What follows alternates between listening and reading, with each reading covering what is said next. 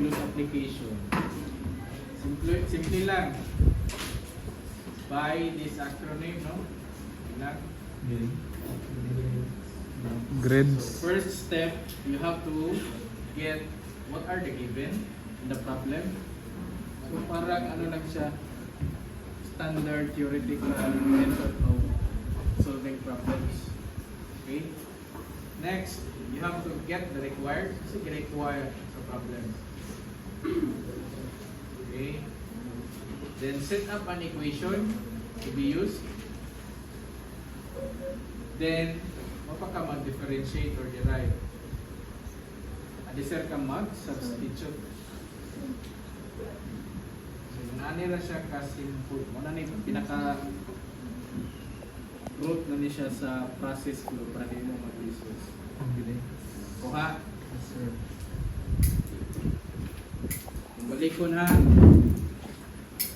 In solving differential calculus application, we have the general procedure. The step 1 is assign a variable for the given values of variables.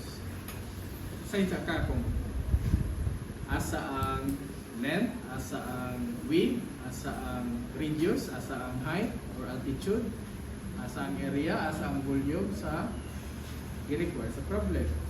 Diba? Assign also the variable for the required quantity. So, unsa ang ipangita sa problem? Ang step 1, unsa ang given. Ang ikaduha, unsa ang gi-require. Okay?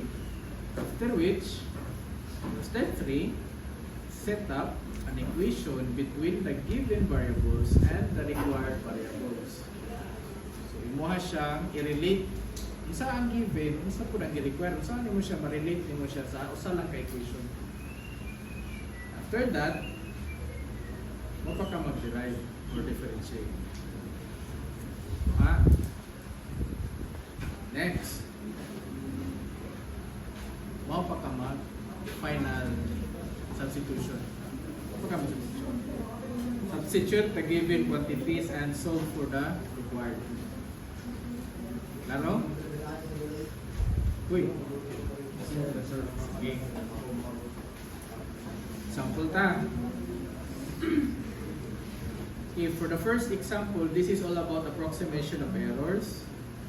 So we are going to get the approximate error in finding either the area or the volume of a certain figure or solid. Example. The altitude and radius of a cone, kailangan mo cone, di ba? Yes, sir. Were measured and found to be 2 meters and 1 meter respectively. If the maximum possible errors in measurement are 3 centimeters and 2 centimeters respectively, find the maximum possible error in calculating the volume. Okay. Nakita ninyo? Sa problem, usahay wala na siya given nga figure. Kamoy mag-drawing, kamoy mag-analyze, kamoy mag-imagine ano sa itsura. So, diyan na mo pasok inyo ang critical thinking skills. Sige. Kailan naman mag-con, di ba? So, sa ganito ang process, given, required, equation, derived, then substitute. So, kung sa natong given. So, naaman diya, makita man nato. So, sa shape sa cone, example. Kaya sa ice cream, no? Kaya sa apa, no? Kaya ni. Okay? One side view sa cone. Walang side view, ha? Sunod, one ito ang altitude or height. Then, since it is a cone, it is expected that the base of the cone is shaped like a circle or circular in shape. So, napod siya radius r. If ang diameter, ang whole length sa yahan ko ang katungaan is radius, di ba? So, radius of itong concern kay radius man ang given. Nasabtan? So, natay altitude, natay radius. Kung natas na given, sa may given. Diba? Altitude height which is 2 meters. Ang radius pila gani? 1 meter. So sa kung may lain given, diba ang maximum possible error in measurement kay 3 centimeters for altitude, then 2 centimeters sa radius. Tanawa ha, naka-centimeter siya.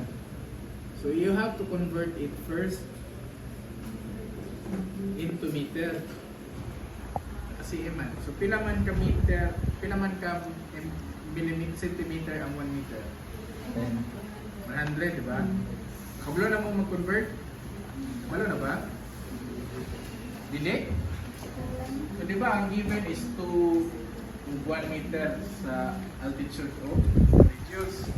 So ang possible errors are 3 centimeters. So kaning 3, pag convert ni mo ani, ang 1 meter daw is 100 cm.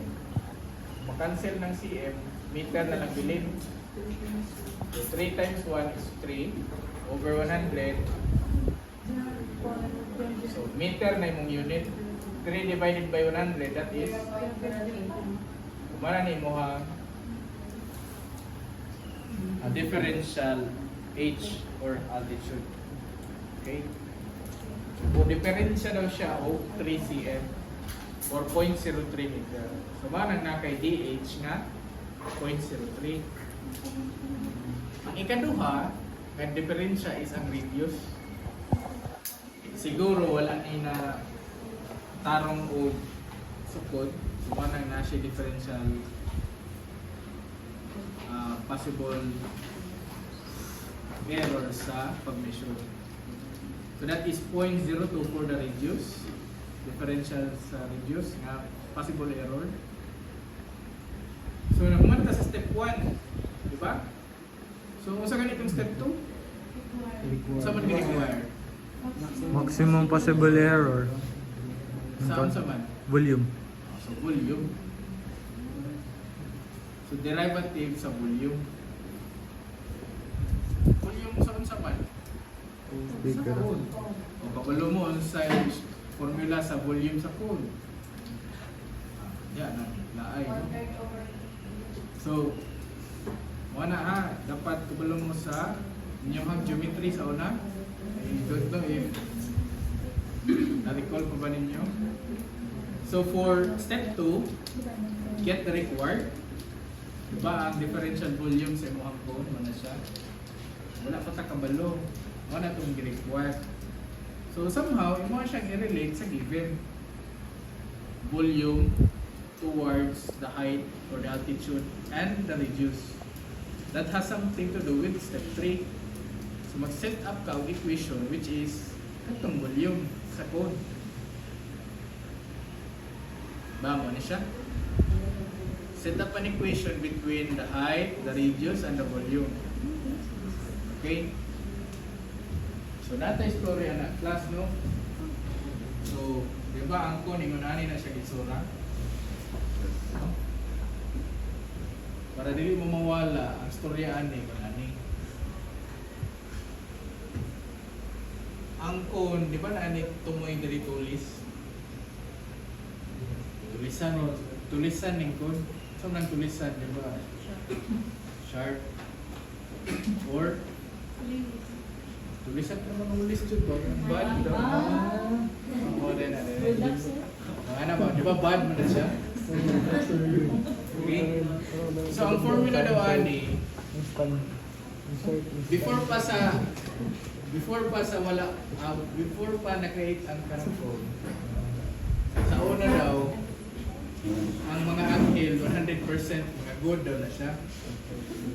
Pag abot ni Satan, Lucifer na devil, diba tulisan naman na kaya ng mga bad, diyan nagsugod sa iya ha. So nag-away ang good ug bad ng mga angels.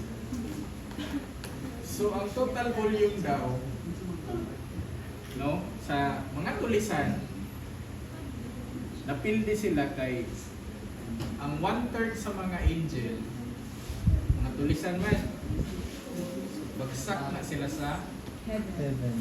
hell. Bilisan ba? Bugtod sa